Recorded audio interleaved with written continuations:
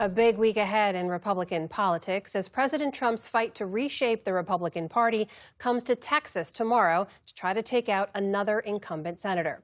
And Democrats weigh how to move past 2024 losses with the midterms fast approaching. For more on all of this, I'm joined by our Politics Monday duo. That is Amy Walter of the Cook Political Report with Amy Walter and Tamara Keith of NPR. It's great to see you both. Hello. Good to be here. Quick recap, as I know you've all been following this as well. President Trump has now, over the past few weeks, helped to oust Indiana state senators who opposed him, Louisiana Senator Bill Cassidy, who voted to convict him in his impeachment trial, Kentucky Congressman Thomas Massie, who opposed some of his policies. President Trump is now heading to Texas tomorrow to back the Attorney General Ken Paxton, who is trying to unseat the incumbent Senator John Cornyn. Tam, what is the president's message here, and is it going to work in Texas? It certainly could work in Texas. The president is never more powerful than he is in Republican primaries in red states. And that is what he has proven in all of these cases, is that among Republican primary voters, he has a lot of sway. However, the universe is much bigger than Republican primary voters. And some of the actions that he has taken as president recently have caused backlash from within his own party, because many other members of Congress, in fact, are running in purple states, purple districts, and don't want to have to run on President Trump's retribution campaigns. Amy, Democrats like this. They want to run against Ken Paxton in Texas. Tell us why. Yes. Well, he's got a lot of political baggage, not the least of which he was indicted and impeached in the state. He has personal baggage, and he's a terrible fundraiser. So Texas is a state that is very expensive to run in. This is going to cost the party a lot of money. Even if they were to succeed, they're going to have to pour and divert money that was supposed to go to states where they feel like they have a better chance of winning, or where they could hold on to incumbents that are in trouble and move it there. I think last week was also the perfect example of Donald Trump's ability to make the campaign in 2026 more about him and less about what actual voters are interested in, and certainly what Republicans who are up in 2026 would like him to talk about, whether it's going after members of his own party, whether it is the ballroom that he's still fighting for the funding there, and then this anti-weaponization fund. Literally, if you asked what could the president do to make life harder for his own party, I would point to last week and say, that. Well, Tam, you've been out talking to swing voters for a new project. What do they think about all of this? Yeah, the project is called Swing Shift, and I'm talking to about a dozen swing voters who have agreed to keep talking to me over the next 3 years. They are not bringing up the president's retribution campaign. They don't really care about what's happening in Republican primaries. They're talking about gas prices. They're talking about grocery prices. They're talking about the cost of living. They're talking about wanting to have a better future for their kids. They have real concerns about the state of the country. I asked them for a word or phrase to describe the current state of the country. All of these voters have voted for President Trump sometime over the last 10 years, but they describe it as chaotic, a hot mess, divided. 3 people said divided, 2 people said chaotic.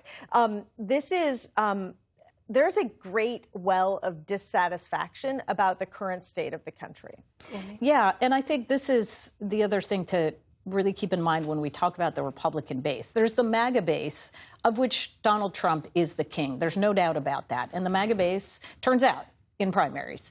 But there are a whole bunch of people who either identify as Republicans or voted for Republicans who don't identify as MAGA. They're not necessarily anti-Trump. Yeah. They just don't center their identity around him.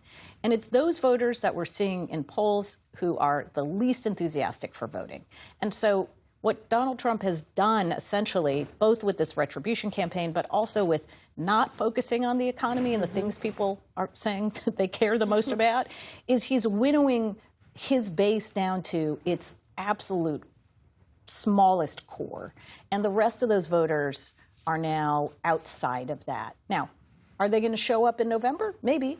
Are these Republicans going to vote for a Democrat? Unlikely. But he's not making it easy. Well, Amy, let me stick with you on this because we saw the Democrats finally release this autopsy report from the 2024 election loss last week and all its sort of unfinished, heavily notated Yeah. form. This, as we've talked about before, this is supposed to be a good time for Democrats. They're supposed to be carrying momentum leading into this midterm election.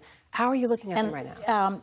Well, let's start with this. First, an autopsy or a look back on what went wrong is not going to be the reason Democrats win or don't win in 26 or 28. But I think what it highlighted is the growing frustration among party regulars, activists, about the head of the DNC. DNC has been having so much trouble raising money. They have been outraised by multiples of, I can't even tell you how many, by the RNC. And here's the thing.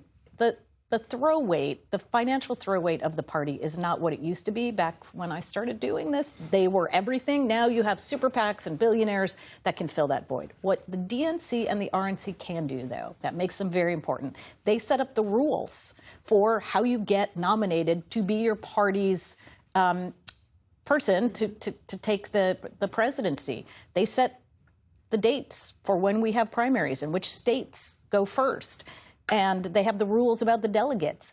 If voters within the Democratic sphere and the activists in that Democratic sphere don't trust the DNC to do this well, that is very dangerous going into 2028 if people within the Democratic Party are fighting amongst themselves about how the process works. Tam, what do you make of it? Yeah, I mean, a document that lacks a conclusion about what went wrong is a great metaphor for how things are going right now.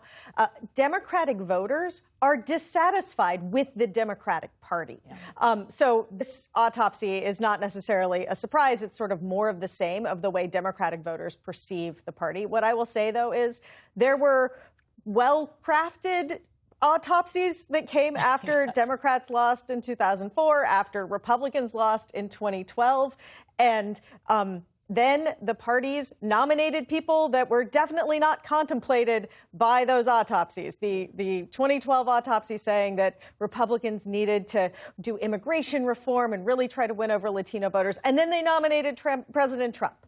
And obviously in 2008, President Obama kind of came out of nowhere as well. So at this point in the cycle, neither of them had burst onto the scene in a way where people would have thought, oh, well, that is the solution to this party's problem. Tam, before we go, less than a minute left, but I have to ask you about this because last week we saw some rare defiance among Republican lawmakers here in Washington, leaving before they acted on the president's priorities. We know a lot of that concern was over that new anti-weaponization fund, concerns about who's going to get that money. Do you see that as new pushback? Is that something we're going to continue to see from them when they return to town? I think that Republicans in the Senate are going to have to figure out how to solve that problem because Democrats are going to put up for a vote amendments that get them to weigh in on that. And I don't know of many Republicans who want to run on a $1.8 billion slush fund, money from which could go to people who stormed the Capitol on January 6th. Tamara Keith, Amy Walter, great to see you both. Thank you so much. You're welcome.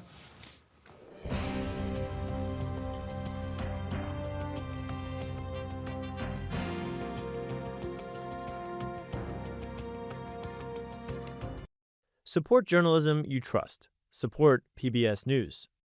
Donate now, or even better, start a monthly contribution today.